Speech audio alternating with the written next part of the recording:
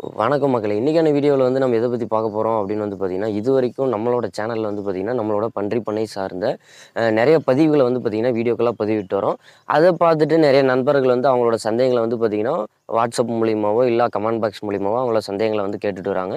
அதில் ஒரு நண்பர் வந்து கமெண்ட்ஸில் வந்து கமெண்ட் பண்ணியிருக்காரு. அவர் என்ன கமெண்ட் பண்ணியிருக்காருன்னா, பன்றி வந்து எதுக்காக வளர்க்கணும் அப்படின்னு வந்து அவர் ஒரு கேள்வி கேட்டிருக்காரு.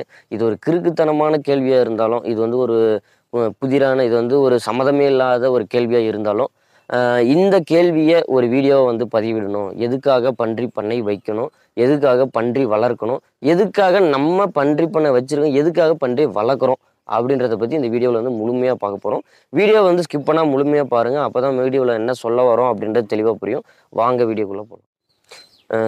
நம்ம நண்பர் வந்து கேட்ட மாதிரி, எதுக்காக பன்றி பண்ணை வைக்கிறோம்? எதுக்காக பன்றி வளர்க்குறீங்க? அப்படின்றத வந்து அவர் வந்து கேள்வியா கேட்டிருக்காரு.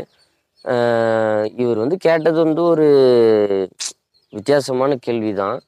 பன்றி எதுக்கு வளர்க்கணும் அப்படின்னா, இருக்கக்கூடியவங்க எல்லாருமே இந்த தொழிலை வந்து செய்வாங்கன்னா கிடையாது கண்டிப்பா. இது வந்து ஏன்னா உங்களுக்கே தெரியும். நிறைய இந்த வீடியோ பார்த்துட்டு இருக்கவங்களா கூட இருக்கட்டும். பன்றி அப்படின்னாலே அது வந்து ஒரு இழிவானது. அப்படின்ற ஒரு கோர்வை வந்து பார்த்தீங்கன்னா, நம்ம மக்களிடையே வந்து அதிகமா இருக்கு. அதாவது பன்றி வந்து பார்த்தீங்கன்னா, ஒரு கருப்பு. அது வந்து பார்த்தீங்கன்னா, யாரும் வந்து அதிகமா உ உணவா எடுத்துக்கிறதும் கிடையாது. பட் அத வந்து பார்க்கவும் கூடாது. பட் அத வந்து தொடக்கூடாது. அப்படின்ற மாரியான கால சூழ்நிலைகள், கால கட்டமைப்புகள் வந்து நெறைய இருக்கு. அப்படி இருக்கிற பட்சத்தில, எதுக்காக பன்றிய வளர்க்குறீங்க? அப்படின்ற ஒரு கேள்வி. அந்த கேள்விக்கான பதில் என்ன அப்படின்னா, இப்போ எக்ஸாம்பிளுக்கு எடுத்துக்கணும் அப்படின்னா, நீங்க வந்து அத ஒரு இழிவா பார்க்குற வரைக்கும், அத வந்து கெட்டதா நினைக்கிற வரைக்கும், பன்றி பண்ணையாளர்கள் எல்லாருமே வந்து பார்த்தீங்கன்னா, நல்ல முறையில அவங்கவங்க தன்னிச்சையா வந்து ஒரு பன்றி பண்ணைய ஆரம்பிச்சு, இதுக்கு எந்த ஒரு கார்ப்பரேட் நிறுவனங்களும் இல்லாம, இத வந்து தனியான முறையில, ஒரு சொந்த முயற்சியில, ஓன் பிசினஸா இத ரன் பண்ணி, அவங்க நல்ல முறையில, சிறப்பான முறையில பண்ணிட்டு தான் இருக்காங்க எல்லாருமே. அந்த பிசினஸ்க்குள்ள 1008 ப்ராப்ளங்கள் இருந்தாலும், ஆனா வந்து பார்த்தீங்கன்னா, இத வந்து நீங்க இழிவா நினைக்கிறதோ, இல்ல கேவலமா நினைக்கிறதோ, இத நினைக்கிற வரைக்கும் மத்த அந்த பன்றி பண்ணையாளருக்கு எந்த ஒரு பிரச்சனையும் கிடையாது. ஏன்னா காம்படிட்டர்ஸ் கிடையாது. இதுதான் வந்து பார்த்தீங்கன்னா மெயின் பாயிண்ட். அதுக்காக மட்டுமே வந்து பார்த்தீங்கன்னா, அதிகபட்ச பேர் பன்றி பண்ணை ஆரம்பிக்கணுன்ற ஸ்டார்ட் பண்றதுக்கு என்ன அப்படின்னா, நோ காம்படிட்டர்ஸ். காம்படிட்டர்ஸ் அதிகமா கிடையவே கிடையாது. எதுக்குன்னு பார்த்தீங்கன்னா, இந்த பிசினஸுக்கு மட்டும் தான்.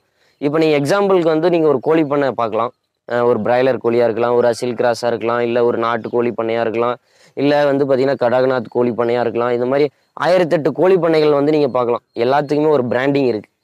பிராண்டிங் எக்ஸாம்பிளுக்கு வந்து பார்த்தீங்கன்னா, சுகுணா இந்த மாரி நெறைய எக்ஸெட்ரா, எக்ஸெட்ரா, எக்ஸெட்ரா நெறைய பிராண்ட்ஸ் இருக்கு. நெறைய பேர் வந்து பார்த்தீங்கன்னா, பிராய்லர் கோழி அந்த மாரி கோழி உற்பத்திகள் பண்ணிட்டு இருக்காங்க. அதே மாரி ஆடு அப்படின்னு வந்தீங்கன்னா, ஆடு உற்பத்தியில நெறைய வித்தியாசமான ஆடு உற்பத்திகள், அந்தந்த ஏரியா கிளைமேட்டுக்கு தகுந்தமான ஆடு உற்பத்திகள் அந்த மாரி நெறைய வந்து பண்ணிட்டு வராங்க. அதே மாரி மாடு. அதே மாரி வந்து பார்த்தீங்கன்னா, மற்ற விலங்குகள் உணவா உட்கொள்ளக்கூடிய அனைத்து விலங்குகளும் வந்து வளர்க்குறாங்க. பட் ஆனா, எல்லாருமே வந்து இந்த நண்பர் கேட்ட மாரி எதுக்கு பன்றி வளர்க்கணும்? அப்படின்ற ஒரு கேள்விக்கு பதில் என்ன அப்படின்னா, நோ காம்படிட்டர்ஸ்.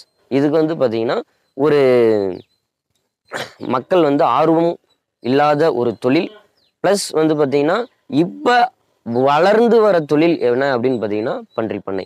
எதுக்காக அப்படின்னு பார்த்தீங்கன்னா, இதுல இருக்கக்கூடிய லாபம், இருக்கக்கூடிய அ ஒரு சகிப்புத்தன்மை இதெல்லாம் பொறுத்து தான் வந்து பார்த்தீங்கன்னா, இந்த தொழில நீங்க வந்து தொடங்க முடியும்.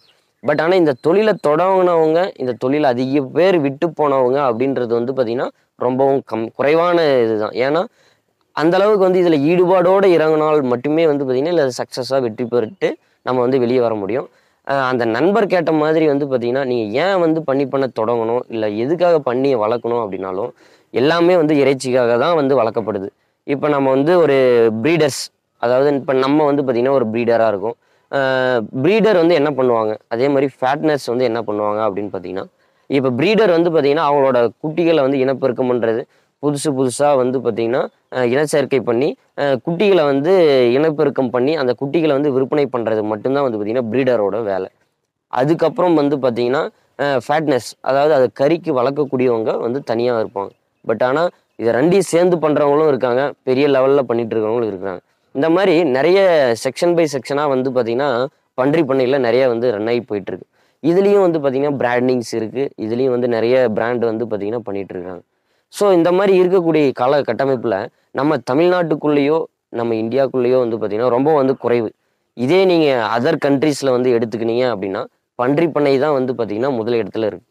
இதே சைனாவாக இருக்கட்டும், இதே நாகாலாந்தாக இருக்கட்டும், இந்த மாதிரி அதர் ஸ்டேட்டோ அதர் கண்ட்ரியோ வந்து பார்த்திங்கன்னா போர்க்குக்கு தான் வந்து பார்த்திங்கன்னா முதலிடம் கொடுத்துட்டு வராங்க.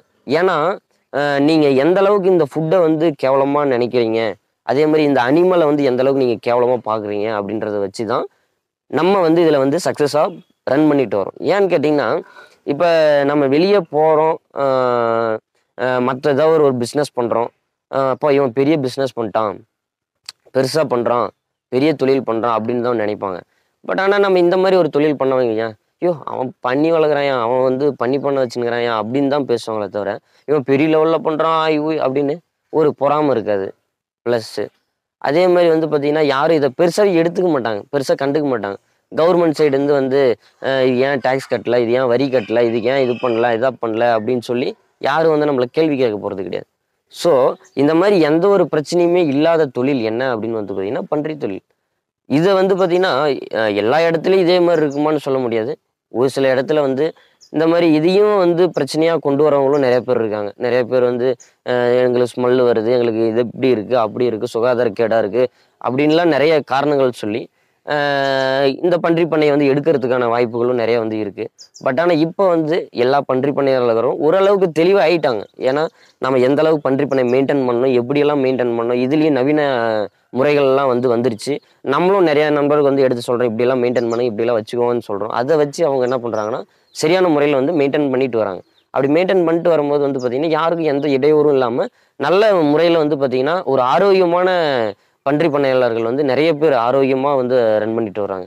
ஸோ எதுக்கு பன்றி வளர்க்கணும் அப்படின்னா எல்லாமே கறிக்காக தான் வளர்க்கப்படுது. அதுவும் இதுவும் வந்து பார்த்திங்கன்னா கறிக்காக தான் வளர்க்கப்படுது. ஆனால் வந்து அந்த நண்பர் மீன் பண்ணி கேட்டது எதுக்கு பன்றி வளர்க்கணும் அப்படின்னு கேட்டது எதுக்காக அப்படின்னு பார்த்தீங்கன்னா, இவ்வளோ அனிமல்ஸ் இருக்கும்போது நீங்கள் ஏன் பன்றியை வந்து சூஸ் பண்ணுறீங்க அப்படின்றது தான் அவரோட கேள்வி. அதுக்கான பதில் தான் வந்து இது. அவ்வளோ அனிமல்ஸ் வந்து இருந்தாலும், அத்தனை விலங்குகள் வந்து வளர்க்கப்படுற விலங்குகள் இருந்தாலும் பன்றி ஏன் வளர்க்குறோம் அப்படின்றதுக்கு ஒரே ஒரு ரீசன் என்னென்னா, இதுக்கு வந்து காம்படிட்டர் கிடையாது. அதே மாதிரி வந்து பார்த்திங்கன்னா இதை வந்து யாரும் வந்து இழிவாக நினைக்கிற வரைக்கும் இந்த தொழில் வளர்ந்துட்டு தான் இருக்கும். இது வந்து பார்த்திங்கன்னா இந்த தொழிலை செய்கிறவங்க அவங்க பாட்டுக்கு அந்த தொழிலை எந்த இடையூறும் இல்லாமல் செஞ்சுட்டு தான் இருப்பாங்க. ஏன்னு கேட்டிங்கன்னா, ஏன்னா அதை யாரும் மதிக்கிறது கிடையாது. அது யாரும் காம்படிட்டர் அதுக்கு போட்டி தொழிலாக இது வந்து வரது கிடையாது. ஸோ அந்த போட்டி தொழிலாக வர வரைக்கும் யாருக்கும் எந்த பிரச்சனையும் இல்லை. எல்லாருமே நல்ல முறையாக வந்து பார்த்திங்கன்னா பன்றி பண்ணையை தொடங்கி ரன் பண்ணிட்டு தான் இருப்பாங்க. ஸோ அந்த நண்பருக்கு வந்து இப்போ புரிஞ்சிருக்குன்னு நினைக்கிறேன். எதுக்காக பன்றி பண்ணை தொடங்குறாங்க, எதுக்காக பன்றி பண்ணை வைக்கணும், எதுக்காக பன்றியை வளர்க்கணும் அப்படின்றத பற்றி அந்த நண்பருக்கு வந்து தெளிவாக புரிஞ்சிருக்குன்னு நினைக்கிறேன். சிம்பிளாக ஒரே வார்த்தை சொல்லணும்னா, நோ காம்படிட்டர்ஸ்.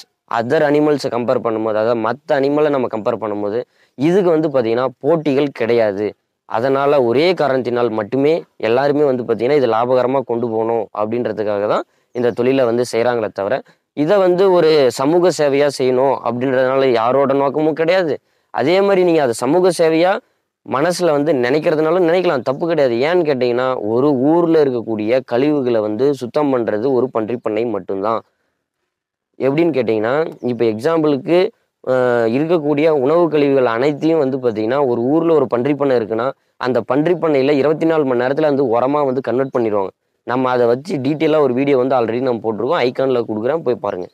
ஏன்னு கேட்டிங்கன்னா, ஒரு ஊரில் இருக்கக்கூடிய ஃபுட் வேஸ்ட்டாக இருக்கலாம், அனிமல் வேஸ்ட்டாக இருக்கலாம், இல்லை வந்து பார்த்திங்கன்னா மீட் வேஸ்ட்டாக இருக்கலாம். இது எல்லாத்தையுமே வந்து பார்த்திங்கன்னா ஒரு பன்றி பண்ணையில் வந்து பார்த்திங்கன்னா நீங்கள் உணவாக கொடுக்கும் பொழுது அந்த இடத்துல அதை கரெக்டான முறையில் கண்டாமினேஷன் பண்ணி கரெக்டாக கொடுக்கும்போது வந்து பார்த்திங்கன்னா நமக்கும் எந்த பிரச்சனையும் கிடையாது, ஊரை சுற்றி இருக்கிறவங்களுக்கும் எந்த பிரச்சனையும் கிடையாது. பட் ஆனால் அதை வந்து 24 ஹவர்ஸில் வந்து மேன்யூராக வந்து பன்றிகள் வந்து கன்வெர்ட் பண்ணுது. பட் ஆனால் இது வந்து யாருக்குமே வந்து சரியாக அதை புரிஞ்சுக்கிற தன்மையும் வந்து கிடையாது. எல்லாருமே வந்து சம்பாதிக்கணும் அப்படின்ற ஒரு நோக்கத்தோட மட்டும்தான் இதில் பண்ணுறாங்களே தவிர, நம்ம சம்பாதிக்கிற இந்த தொழில், நம்ம செய்யக்கூடிய இந்த தொழிலில் மக்களுக்கு எவ்வளோ நன்மை இருக்குது, அதே மாதிரி மக்களுக்கு சின்ன சின்ன விஷயங்களில் வந்து என்னென்ன ட்ராபேக்ஸ் இருக்குது அப்படின்றத பார்த்து இந்த தொழிலை செஞ்சால் மேலும் வந்து பார்த்திங்கன்னா இந்த தொழிலில் வளர்கிறதுக்கான வாய்ப்பு இருக்குது. நன்றி மக்களை, அடுத்த வீடியோவில் சந்திப்போம். அதுவரை உங்களிடமிருந்து விடைபெறுவது நான் உங்கள் யுவராஜ்.